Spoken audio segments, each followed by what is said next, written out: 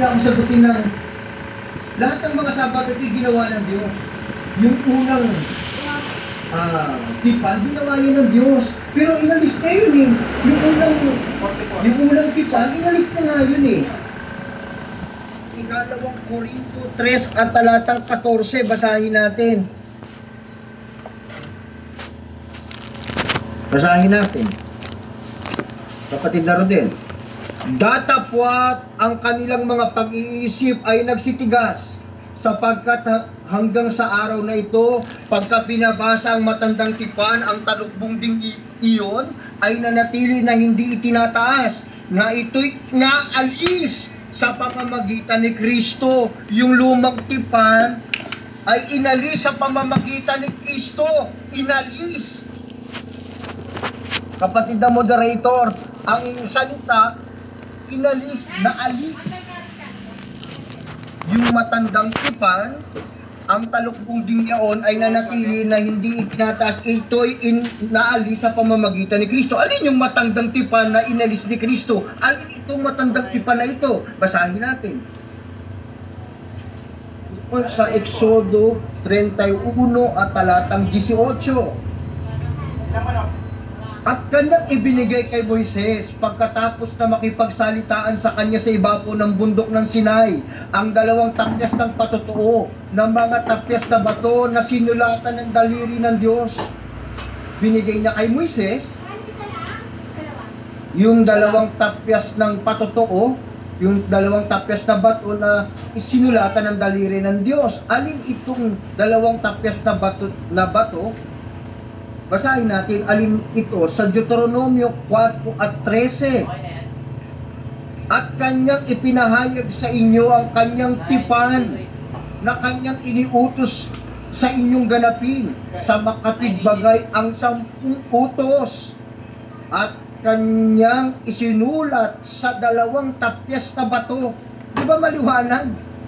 Yung 10 utos na isinulat sa dalawang tapyas na bato, ito yung tipan, ito yung unang tipan na ginawa niya sa mga Israelita. Pero later on, ang sabi ng Diyos, doon sa 31 ng Jeremias, basahin natin 31. Narito, ang mga araw ay dumarating, sabi ng Panginoon, na ako'y makikipagtipan ng panibago sa sangbahayan ni Israel at sa sangbahayan ni Huda.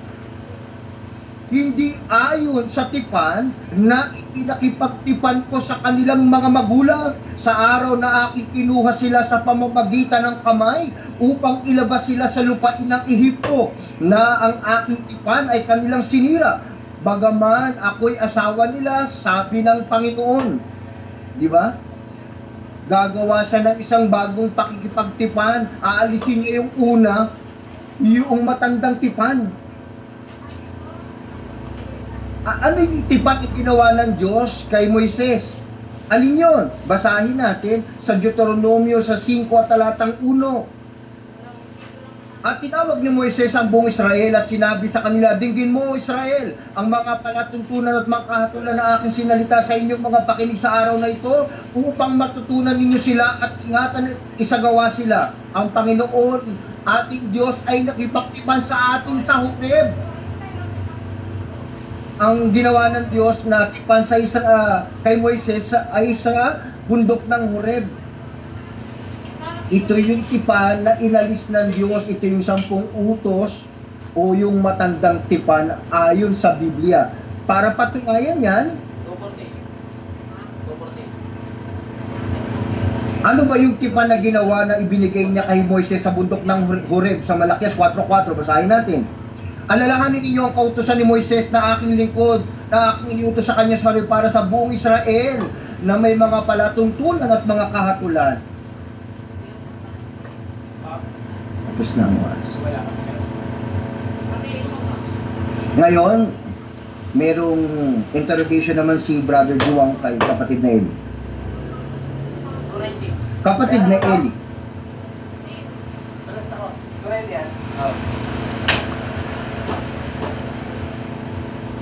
Ang tanong ko, kapatid na Eli Soriano, doon sa Jeremias, sa 31:31,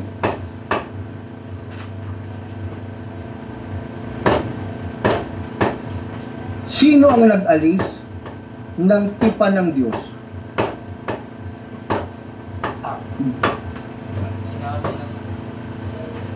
Sino ang nag-alis?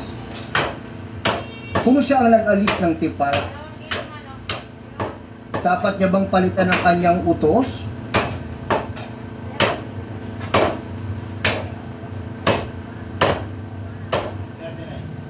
O dapat mabago ay yung tao at maka-adapt sa kautusan ng Diyos?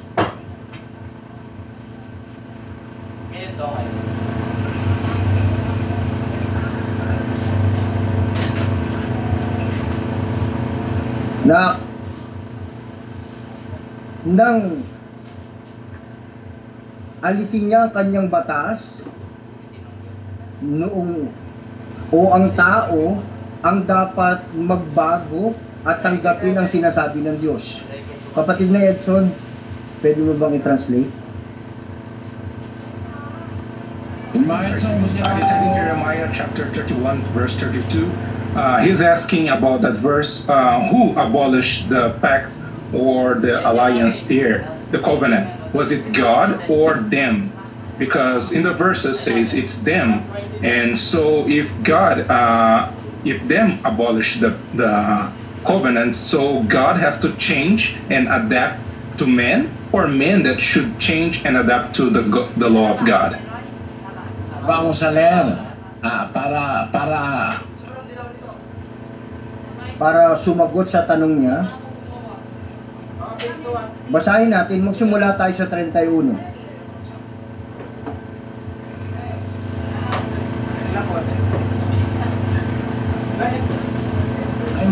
Bigyan mo ako ng oras.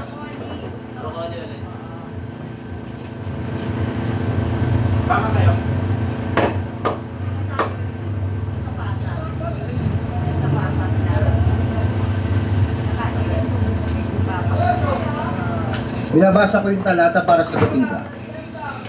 Narito, ang mga araw ay dumarating, sabi ng Panginoon, na ako'y makikipagtipan ng panibago.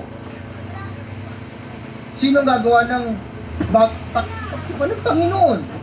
Sa sangbahayan ni Israel at sa sangbahayan ni Huda. Hindi ayon sa tipan na ipagtipan ko sa kanilang mga magulang sa araw na aking kinuha sila sa pamamagitan ng kamay upang ilabas sila sa lupain ng Ehipto. Sinong gagawa ng pakikipagtipan na bago? Di ang Panginoon. Kasi na ang aking tipan ay kanilang sinirap, bagamat ako ang dahil bakit inaalis niya yung una para gumawa ng ipangalawa, kasi ang mga Israelita ay hindi sumunod ng sakipan nila. Yun yung gusto ng sabihin ng Diyos doon sa 31, 32. Yun ang sagot ko, kapatid na Juan. Tingnan mo, brother, kung gaano ka kamali. Tingnan mo. Yung iyong kakulangan sa Biblia. Magtanong.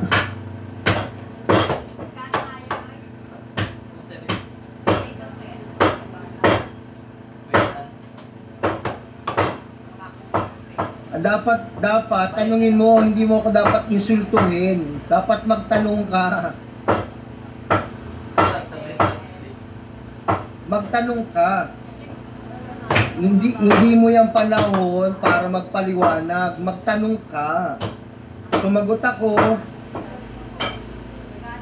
Yun yung mode ng debate. Yun yung nakasulat sa tema. Magtanong ka, oras ng pagtatanong ngayon. Babakita ko pagkatapos yung mali mo. Ang sabi ng Diyos, doon sa awit 89:13,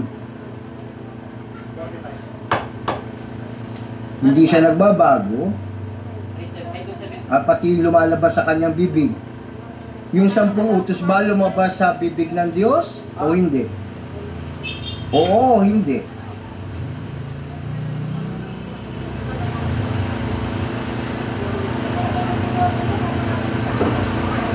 Isinulat sa 2 tapyas na bato ayon sa Biblia.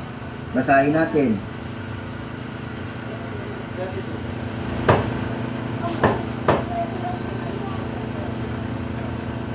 Basahin natin sa Exodo, Deuteronomio 4:13. At kanyang ipinahayag sa inyo ang kanyang tipan na kanyang iniutos sa inyong ganapin sa makatigbagayan 10 utos at kanyang isinulat sa 2 tapyas na bato. Siya, isinulat niya sa 2 tapyas na bato. Ngayon, tinatanong mo ako doon sa awit. Basahin natin yung nasa awit. Basahin natin yung sinight mo sa 89:34. Kapatid na Rodel. Ang tipan ko ay hindi ko sisirain, ni aking mangbabaguhin ang mga bagay na lumabas sa aking mga labi. Di ba maliwanag ito, katotohanan ito? Hindi niya babaguhin o sisirain ang kanyang tipan o babaguhin ang lumabas sa kanyang bibig. Sa isang henerasyon, sa isang bayan, sa isang specific na bayan, ang Diyos gumawa siya ng unang tipan sa bayang Israel. Hindi naman niya babaguhin niya sa mga Israelitas. Ngayon dumating na yung panahon na hindi na panahon ng mga Israelita. Hindi na panahon ng mga Israelita, pwede niya nang baguhin nun. Nasa Biblia, yung mga saserdote ay nang palitan ng pagkasaserdote, kinakailangan din naman palitan ang kautusan. Yun ang sagot ko, kapatid na Juan. Lumabas ba? Lumabas nga sa bibig ng Diyos. Hindi naman niya talaga babaguhin yung lumabas sa kanyang bibig para sa generation na yon. Hindi para magpakailanman. Dapat maintindihan mo ang Biblia, kapatid.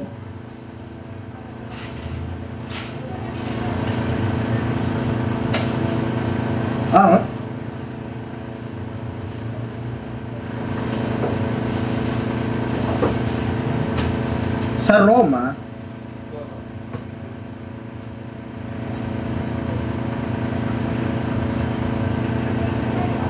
niwawalang kaya nating kabuluhan ang kautusan sa pamamagitan ng pananampalataya. Huwag nawang mangyari, kundi pinagtitibay pa nga natin ang kautusan. Kapatid na Eli Soriano, paano ang mga Kristiyano paano niya ang isang Kristiyano na matutupad ang kautusan kung ito'y niyuyurakan niya? Paano siya makakasunod? Ang sabi kasi, niwawalang kabuluhan natin ng ito sa pamamagitan ng pananampalataya. Huwag kang magpaliwanag. Magtanong ka. Huwag kang magpaliwanag, Mr. Moderator. Huwag siya magpaliwanag. Magtanong ka. Dapat magtanong ka. At sasagot ako. Parang wala ka sa sarili mo. Como nós estivesse, nós está em si.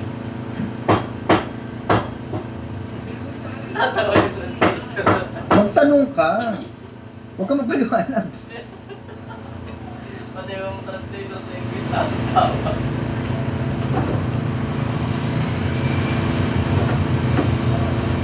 Ano tanong mo? Ano tanong mo?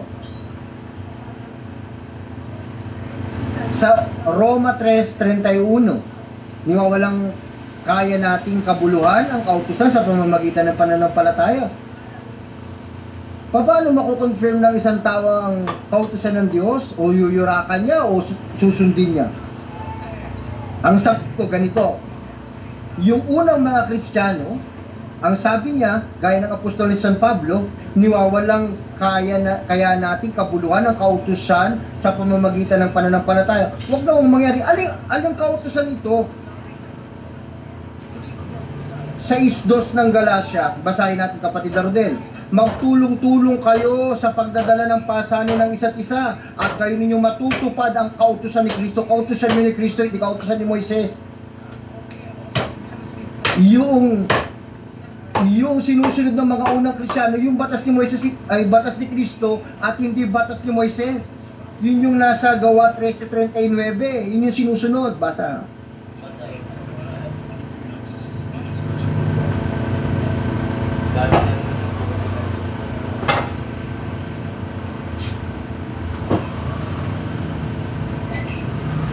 Okay. Sa oras na ito, papakita ko yung mga mali ni Brother Eli. Pag sinabing magdala kayo ng pasanin ng isa't isa, pero hindi yun ang kabuuan ng salita ng Diyos. Pwede kang magnakaw, pwede kang iba pang mga bagay. Hindi mo natutupad ng buong kautusan. Yung pag-ibig sa isa't isa, kaya pag sinabi mo, ay magdala kayo ng isa't isa, pero anong nangyari sa mga tao? Maraming gustong alisin ang kautusan ng Diyos, yung pakikipagtipan ng Diyos, gumagamit ng mga talata, mga isolated verses, mga out of context. Halimbawa, doon sa Jeremias 31,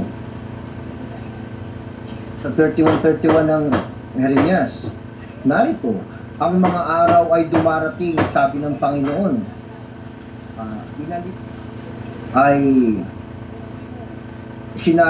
sinira nila ang aking tipan. Diyos ba ang sumira ng tipan o ang tao? Yung tao, siya ang sumira ng tipan. Kaya gagawa siya ng bagong pakikipagtipan doon sa Israel.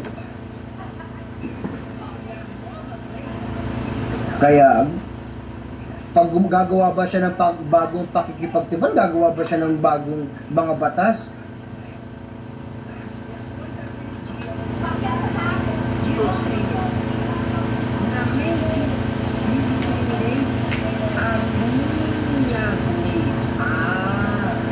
Sa kanilang mga kaisipan, ilalagay ko sa kanilang mga kaisipan, ilalagay niya sa kanilang mga puso uli ang kautusan. Hindi gano'n. Halimbawa, itatapon mo sa basurahan. Gagawa siya ng iayos niya uli, kukunin niya yung kanyang batas, yung mismong batas na ibinigay niya dati sa bundok ng Sinai, tapos ibibigay niya uli sa bayan. Kaya ang sabi niya, ilalagay niya sa kanilang puso, kasi ito sa bagong tipang ito, kasi gagawa ako ng sinira nilang aking tipan, okay. Pero bibigyan ko sila ng bagong opportunity. Kukunin ko yung batas doon, bibigyan ko sila ng bagong opportunity. Ano nangyari sa mga tao ngayon? Ngayon, meron ng parang ganito, yung kasal, yung tao, babae, lalaki, babae. At yung mga pangako sa isa't isa, yung matrimonial vows. Yung mga tao, halimbawa, ang isang tao ay nangalo niya, sinira nila yung tipan ng kasal. Gusto ngayon ng tao,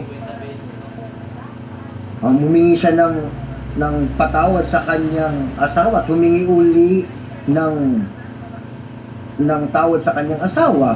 Ang tanong ko, sino ang dapat magbago? Yung tao? Yung lalaki, babae? O yung mga batas ng kasal? Siyempre, yung puso ng mga tao. Kasi ang mga tao ang gumiba o sumira ng tipan. Mayroong Diyos, may batas ang Diyos, tapos may tao. Yung tao, sinira niya yung batas ng tao, ng Diyos, kaya binibigyan niya ngayon mga tao ng bagong opportunity. Kaya ang tao ngayon, Gusto nilang, ang tao ngayon, gustong sirain ang batas ng Diyos. Imbis na ang tao ay magbago ng puso, imbis na sumunod sa batas ng tao, gusto nilang tanggalin yung ika-4 na utos. Kasi si Kristo ngayon gagawa ng batas para sa akin. Kaya gusto ko ng bagong batas ngayon. Ganun yun ang ibig nilang sabihin. Ngayon, sige. Doon sa Hebreo 7:12, basahin natin. 7:12. Ano sabi? Ang sabi ni Eli ay ganito. Sapagkat ng palitan ng pagkasaserdote ay kinakailangang palitan naman ang kautusan. Ang tanong, alin yung batas na pinalitan dito? Yung batas ba ng Diyos? O yung batas ng mga saserdote? Tingnan natin, basahin natin. Hecho 23, basahin natin. At katotohanan sila'y marami sa bilang ng naging mga saserdote sapagkat dahil sa kamatayan ay napigil sila ng pagpapatuloy. Datapwat siya sapagkat namamalagi magpakailanman. Ang pagkasaserdote niyang siyang di mapapalitan. Yung mga saserdote sa lupa, yung batas sa yung pagpatay ng mga hayop, itong mga batas na ito ay ito yung inalis. Ngayon, si Kristo ngayon, dahil nagsimula siya nung kanyang pagkasaserdote sa langit. Meron tayong isang abogado na sa tagapamagitan sa Ama. Mga minamahal, napaka-inus. Pag ginamit natin yung Hebreo 7:12, ginagamit natin ito para alisin natin yung kautusan ng Diyos. Pero ito yung batas dun sa mga saserdote. Basahin natin sa 8:9. Basahin natin.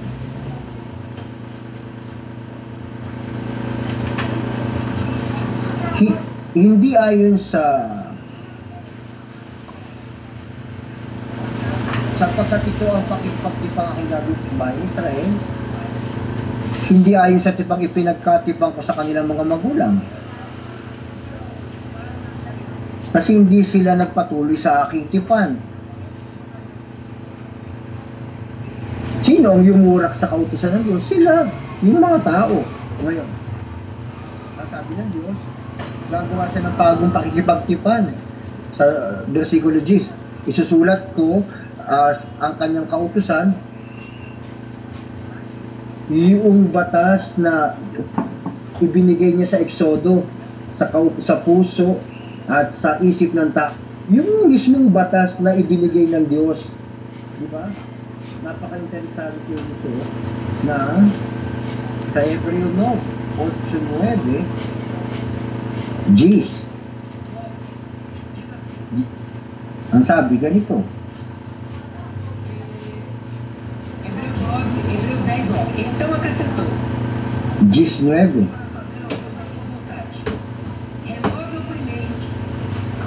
Inalis niya ang una upang maitatag ang ikalawa. Ngayon, si Eli Soriano, sabi niya, nakikita niyo? Inalis yung batas ng Diyos at inilagay ang batas ni Kristo. Ginamit niya yung talata, itong talatang ito.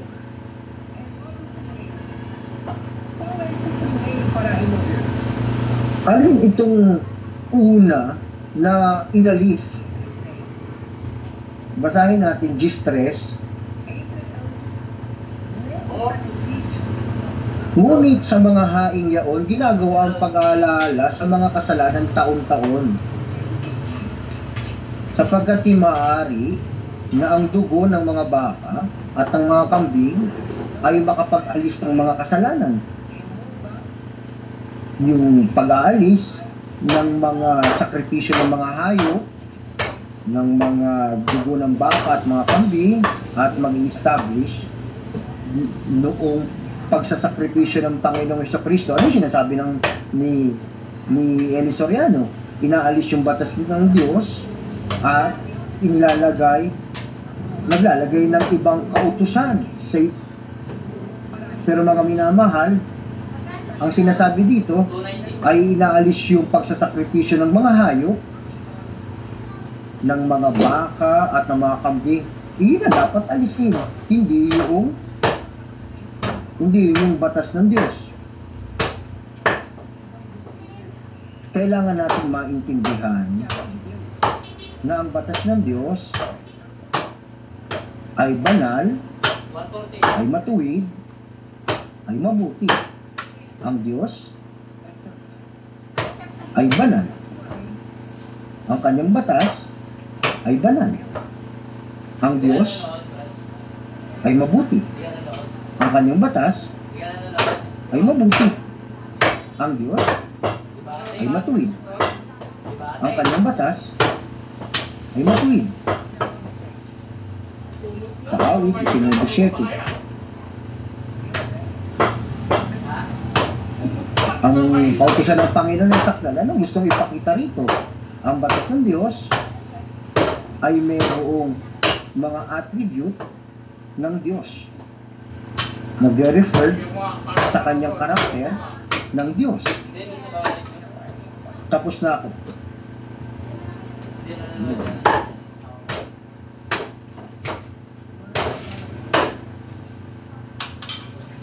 Bigyan mo ako ng tubig.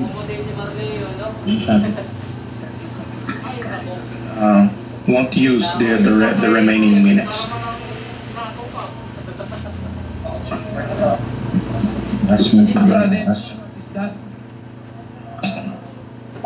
So he said he concluded and he will not be using the remaining minutes.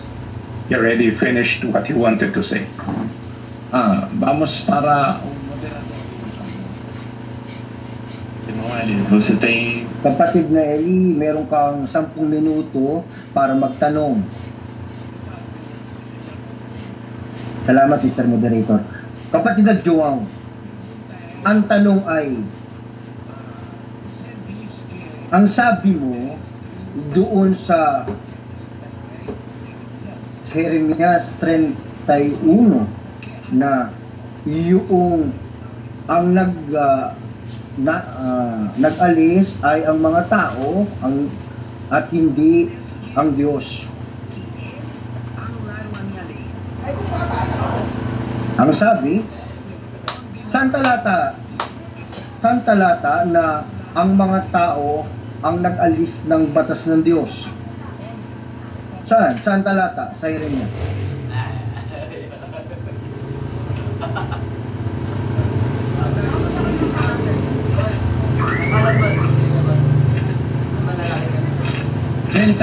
wow. Anong talata? Sa 31 saan?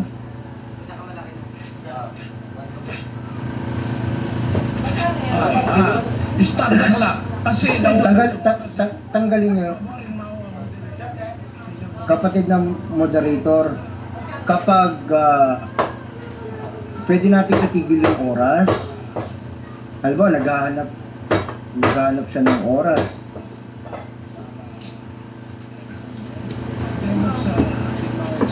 Kapatid na Edson, pwede mo bang tanongin, pwede mo bang patayin yung oras o itigil ang oras?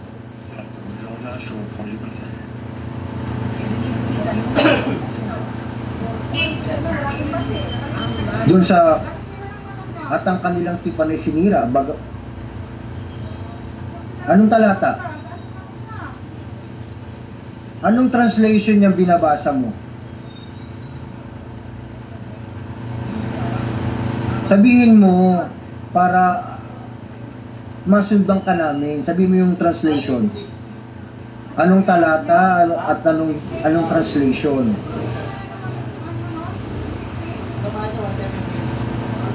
Ilagay natin sa screen. Mga kapatid.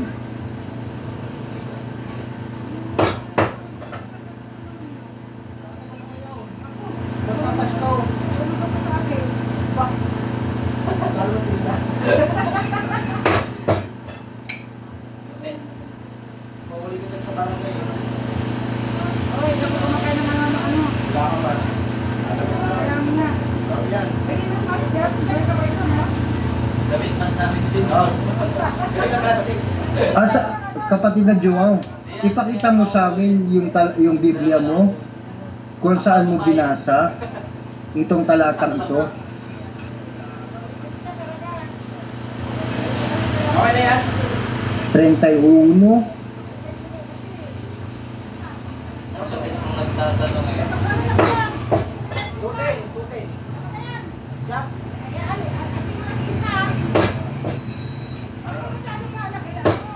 Pwede mo bang ipakita yung Biblia mo, yung talata mo?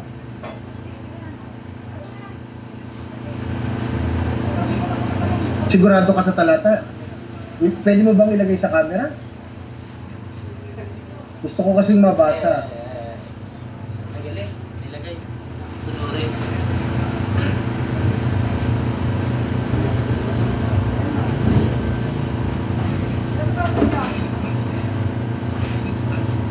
Kasi ang sabi ay sinira nila ang aking tipan.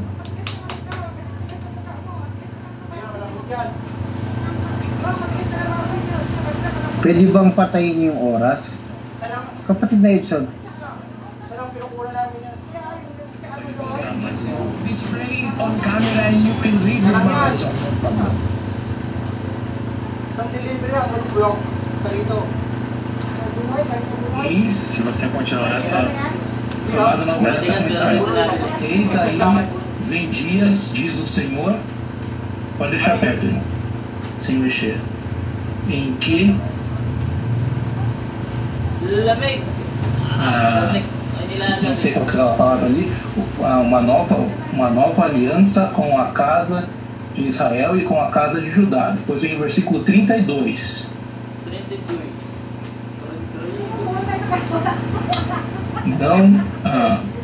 Então, é outro versículo que você falou 31, mas não está no versículo 31. wala naman sa 31 yung sinasabi mo eh. Kaya tinatanong kita.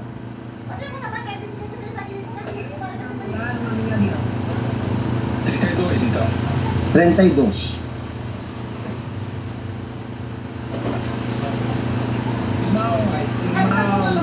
Sinira nilang aking tipan. Ang tanong ko kapatid na Joao, May 230, may 240, may 250. ayon sa yung Biblia,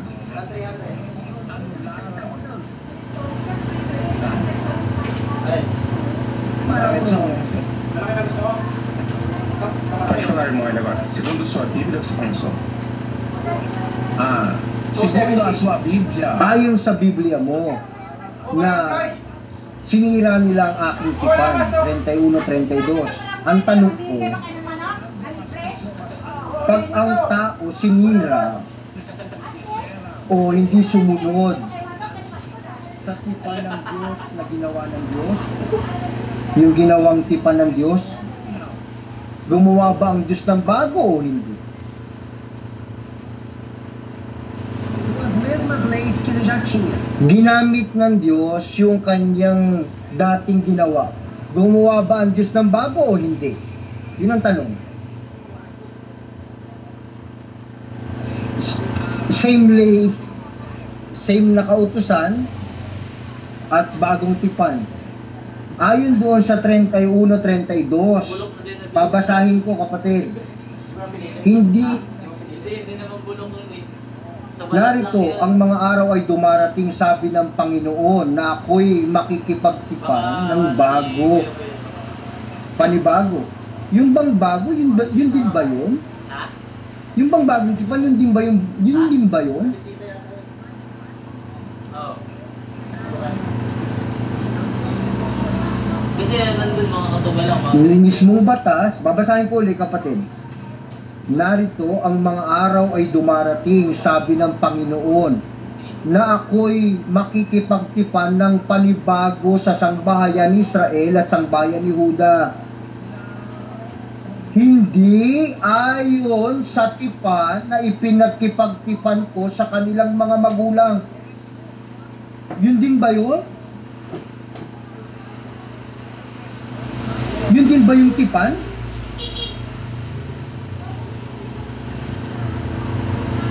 Hindi ba yun?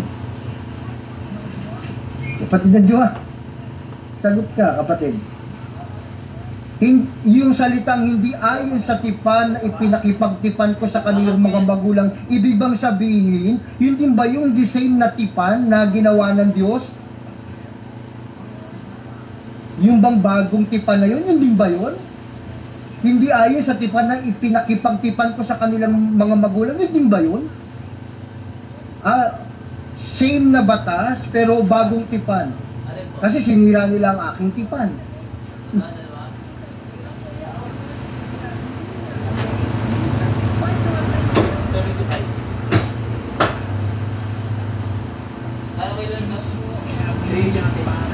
Oras ko to para tanungin ka, para ikaw naman na magtanong sa akin. Oras ko ito. Naiintindihan mo ba yun? Kapatid na Rodel. Sabihin mo, oras ni Brad Eli para tanungin ka. Hindi ikaw ang magtatanong ay kapatid na Eli. Please. Sundin natin yung regla ng debate. Pinag-usapan na natin yun eh. Sundin natin yung batas. Huwag natin sirain yung batas na ginawa natin parehas. Mr. Moderator, tinatanong ko, ang sabi ng Diyos, gagawa ko ng bagong pakikipagtipan. Hindi ayon sa tipan na ipinakipagtipan ko sa kanilang mga magulang. Yun ba rin yun? Ang sabi ng Diyos, hindi ayon sa tipan na ipinakipagtipan ko sa kanilang mga magulang. Yun din ba yun? Same ba na tipan yun? Parehas lang ba?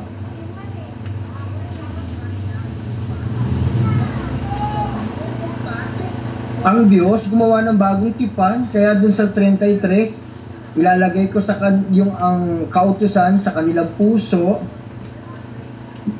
yung kanyang batas, yung batas ng Diyos, pero yung bagong tipan sa sentido na bagong opportunity para sa'yo, ay yun pa rin yun.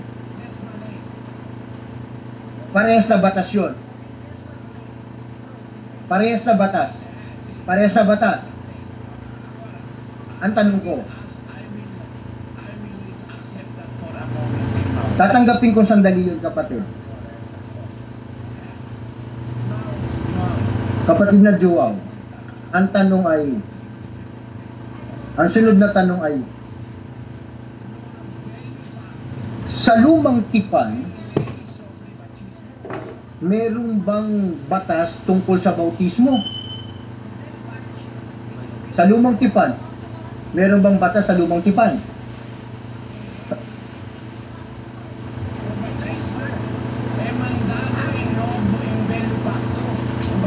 Utos ba yung bautismo sa lumang tipan, kapatid? Kasi sinabi mo, yun din yun. Doon ba sa lumang tipan may bagong tipan? Yung pagtutuli ay parang yun ang bautismo. Saan sa Biblia yun?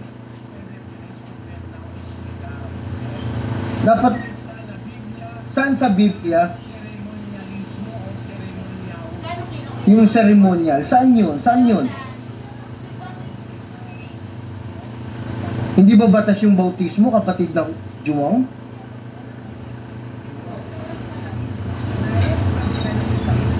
Sa panahon ng lumang tipan, yung pagtutuli ay paraan ng bautismo. Pero,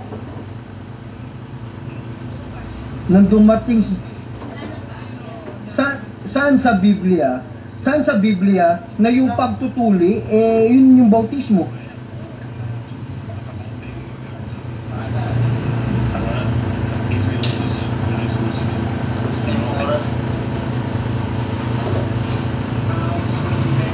Mga kapatid na Brasilero, salamat.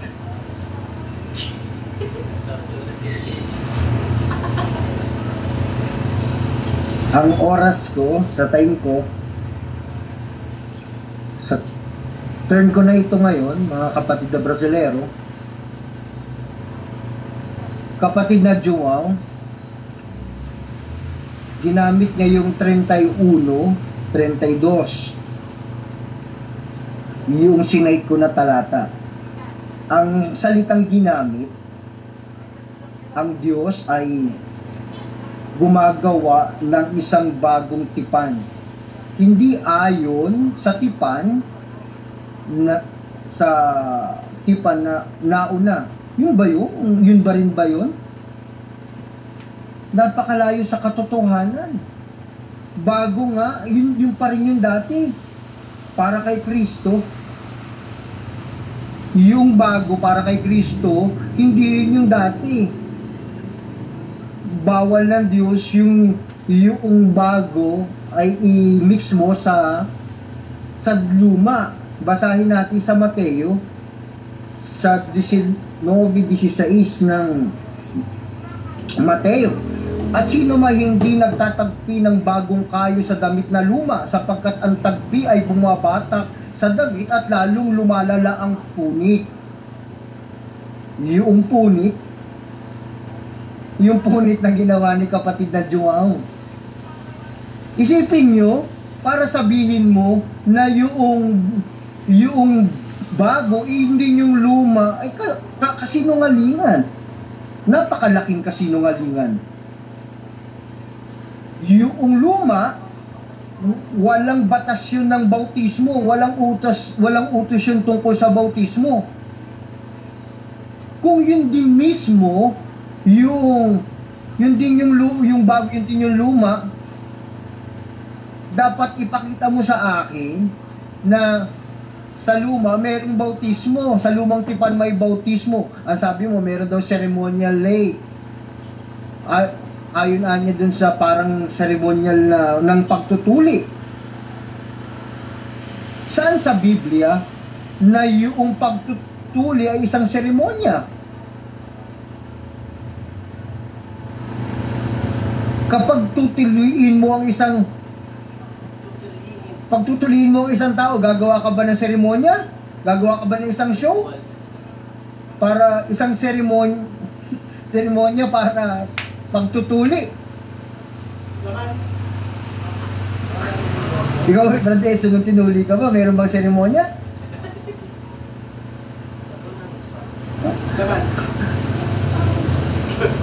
Kapatid na Joao, wala ka na sa sarili mo.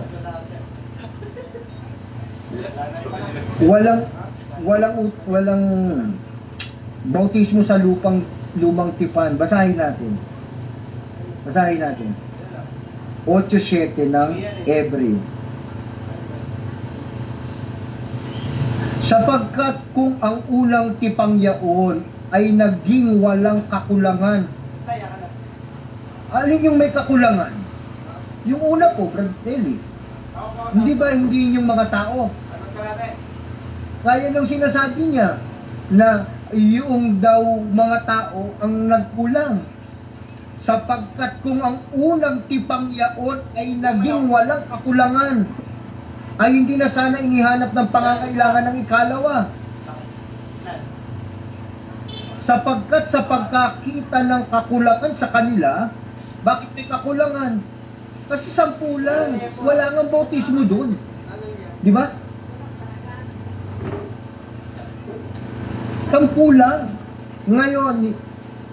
Ngayon yung mga Sabadista nagbabautismo sa kanilang mga miyembro. Bakit kayo nagbabautismo?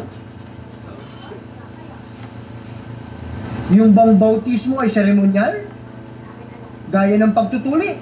Hindi. Never.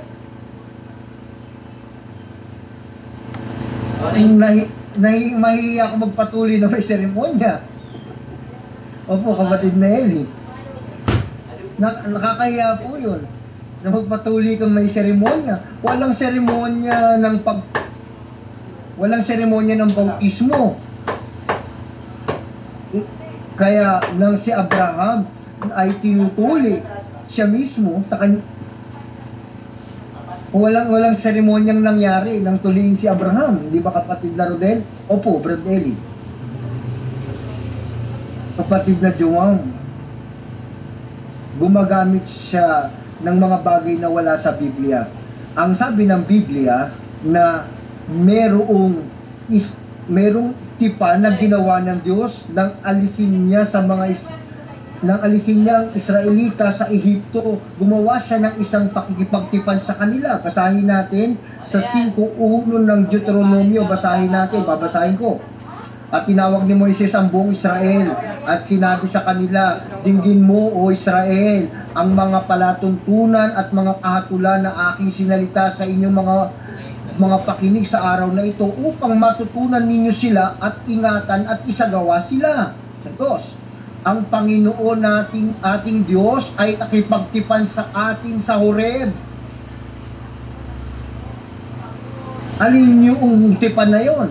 Tuloy natin. Hindi pinagtibay ng Panginoon ang tipang ito sa ating mga magulang, kundi sa ating nang nangarilitong lahat na buhay sa araw na ito. Alin yung mga tipan? Sa 4, sinalita ng Panginoon sa mukhaan sa bundok mula sa gitna ng apoy. 5, at ako'y tumayo sa pagitan ng Panginoon sa panahong iyon upang ipatalasa sa inyo ang salita ng Panginoon sapagkat kayo natakot dahil sa apoy at hindi kayo sumampa sa bundok na sinasabi.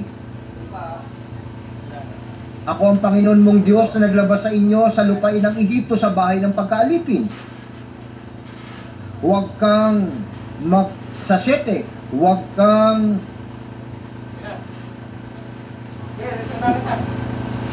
kang magkakaroon ng ibang mga Diyos sa harap ko.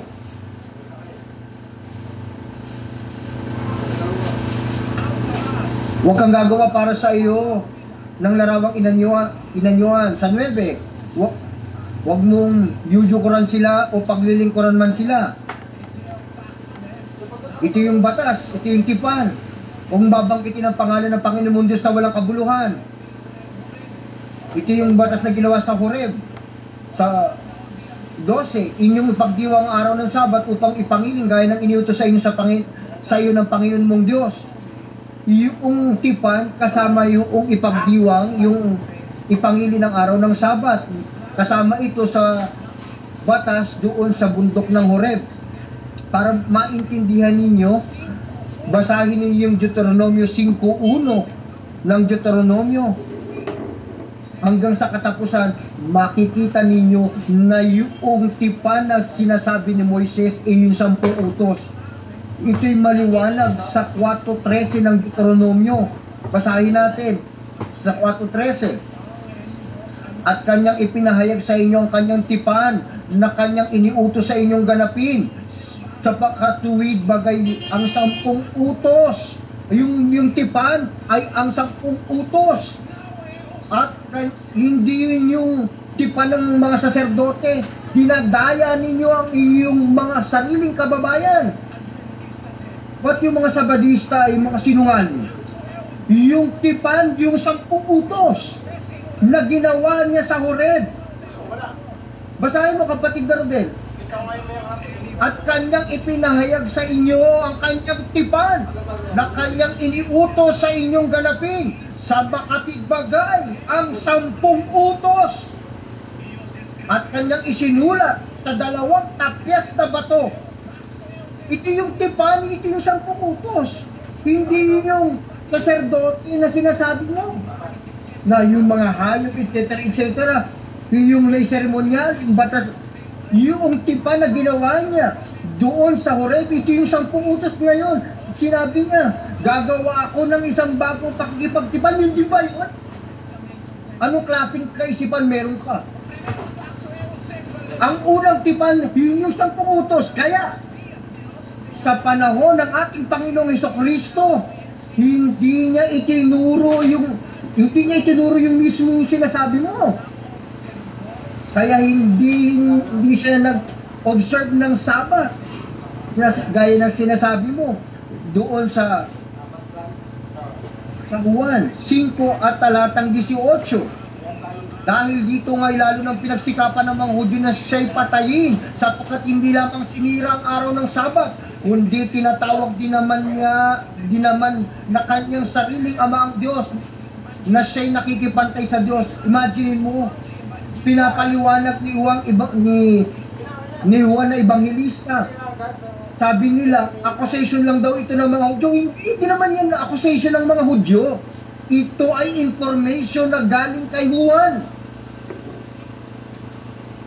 Basahin natin 5:16.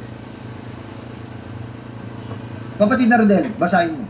At dahil dito'y pinag-usig ng mga Hudyo si Jesus sapagkat ginagawa niyang mga bagay na ito sa araw ng Sabat. Datapat sinagot sila ni Jesus, hanggang ngayon gumagawa ang aking Ama at ako'y gumagawa.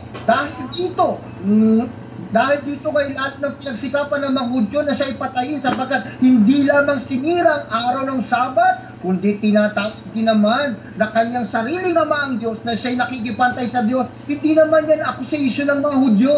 Kasi ito ay declaration ni Juan na Ebanghelista. Ipinapaliwanag niya na gustong patayin ang ating Panginoong Jesucristo kasi hindi siya nag-observe ng Sabat.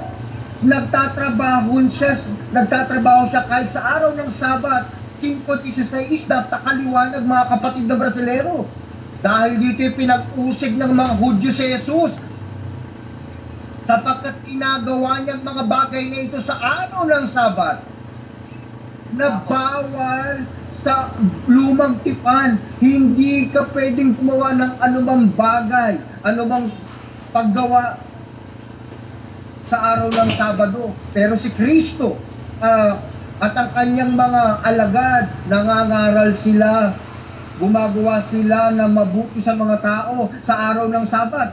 Kaya yung mga Hudyo ay pinag-usig ang Kristo sapagkat ginagawa niyang mga bagay na ito sa araw ng Sabat. Ito, paliwanag ito ni Juan. Hindi ito accusation ng mga Hudyo. 17. Sabi ni Kristo, datapat sinagot sila ni Jesus, hanggang ngayon gumagawa ang aking Ama at ako'y gumagawa. Dahil dito, sabi ni Juan, dahil dito ay lalo ng pinagsikapan ng mga Hudyo na siya'y patayin sapagkat hindi lang sinira ang araw ng Sabat, kundi kaya si Kristo sinira niyang araw ng Sabat. Hindi siya nag-serve ng Sabat gaya ng observation ng mga Hudyo kasi siya ay Panginoon ng Sabat. Basahin natin, misinterpret nito 2:27 ng Marcos. At sinabi niya sa kanila, ginawa ang Sabat ng dahil sa tao at ang tao ng dahil sa Sabat. Kaya't ang anak ng tao ay Panginoon din naman ng Sabat. Hindi siya nasa ilalim ng Sabado kasi Panginoon siya ng Sabat. Kaya pwede niyang sirain yung Sabat. Kasi ang Sabat ay nilikha para sa tao. Hindi para sa lahat ng tao, pero yung mga Israelita at yung mga estranjero kasama nila. Yung binabasa niya, hindi niya naiintindihan. Yung mga strangers na nakikipamaya sa bayan ng Israel, lahat ng batas na sinusunod ng Israel dapat gawin din nila. Dapat obligado silang sumunod. Di sila pwedeng kumain ng batas, kumain ng dugo. Basahin natin 17. Ngayon din naman kayo pagka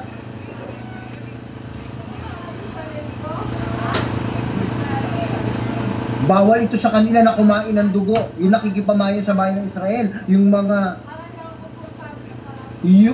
Sabat ay ginawa para sa mga tao. Si Kristo ay nasa pagkakatawang tao siya, pero siya ay Panginoon ng Sabat. Yung Sabado, yung Sabat ay nasa ilalim ni Kristo, pero misinterpret niya yung salita. Si Kristo ay Panginoon ng Sabat, dapat wala siyang obligasyon na sumunod o mag-observe ng Sabat. Sa katotohanan, sinira niya yung Sabat ayon kay Juan. Kaya hindi lahat ng tao may obligasyon. Sino hindi naman siya nag-observe ng Sabat? Si Adan hindi naman nag-observe ng Sabat. Hindi niyo masusupukan niyo sa Biblia. Wala nang oras.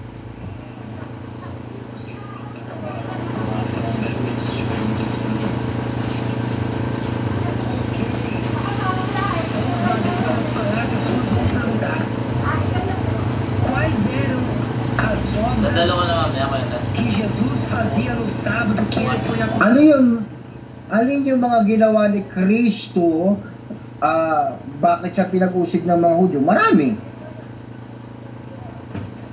Basahin natin yung mga ginawa ni Kristo sa Mateus 12:1. Nang panahong yaon ay naglalakad si Jesus ng araw ng Sabat sa mga bukiran ng trigo. Nung naglalakad si Kristo sa araw ng Sabat at kasama ang kanyang mga alagad, naglalakad sila sa araw ng Sabat. Bawal yan sa araw ng Sabat.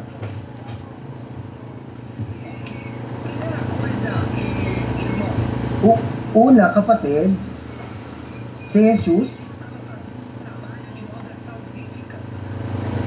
si Kristo ba ay gumagawa? Magtanong ka, kapatid.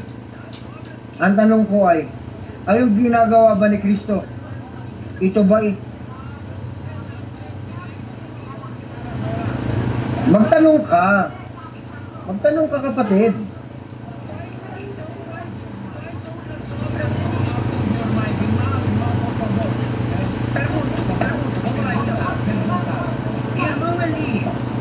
Kapatid na Eli, ipangaral bang ebanghelyo? Tumulong sa mga may sakit ay niyuyurakan bang araw ng Sabat? Sa Sabat, sa 5, hindi, hayaan mo ko sumagot. Huwag mo akong turuan kung ano isasagot ko.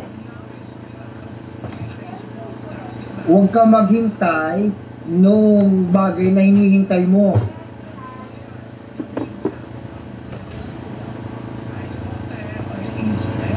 Ang tanong, kapatid na João, Deuteronomio 5, Baka. 5, 2. Sasagot. Anong gagawin? Iyong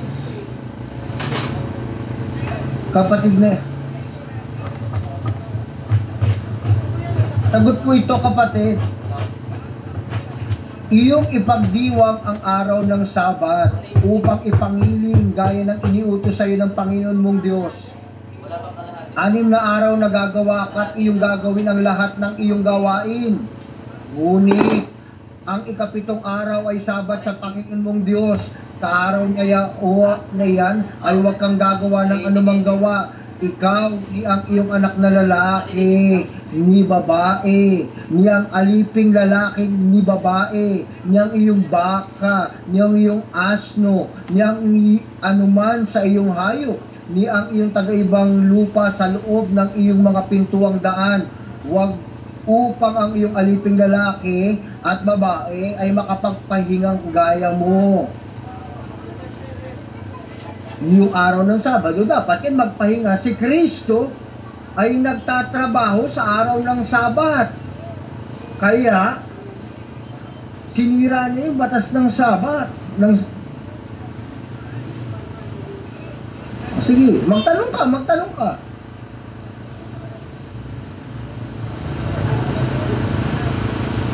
Yung ginawa niya sa araw ng Sabat na ipangaral ang ebanghelyo para tulungan ng mga tao, siya ba nilalabag niya? O pag-araw para ng pagliligtas ng si Kristo nangaral ng ebanghelyo sa araw ng Sabado nung nangaral siya? Huwag kang sumingit. Hayaan mo akong sumagot.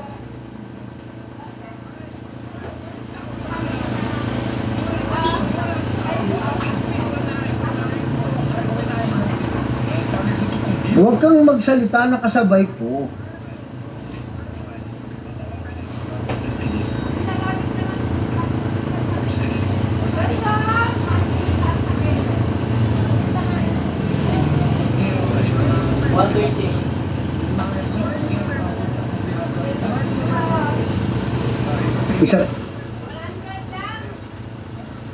Mr. Moderator, 165. doon sa Hebreo 8:7, sapagkat kung unang tipang yon ay naging walang kakulangan, ay hindi na sana inihanap ang pangangailangan ng ikalawa. Ang tanong, alin yung tipan? Ito ba tipan ng mga saserdote o nung 10 utos? Anong tanong, kapatid na Edson? Hindi ko naintindihan. In Hebrews 8:7, he wants to know which was that covenant from the priesthood or the Ten Commandments. A esposa Ang sagot ay yung 10 utos, yun yung unang tipan. Yun yung tipan, yun yung 10 utos. 4:13 ng Deuteronomio. Ang sabi, 335. kanyang ipinahayag sa inyo ang kanyang tipan na kanyang iniutos na inyong ganapin sa makatidbagay ang 10 utos at kanyang isinulat sa 2 tapyas na bato. Yung tipan, ito yung 10 utos ayon sa Biblia. Ngayon,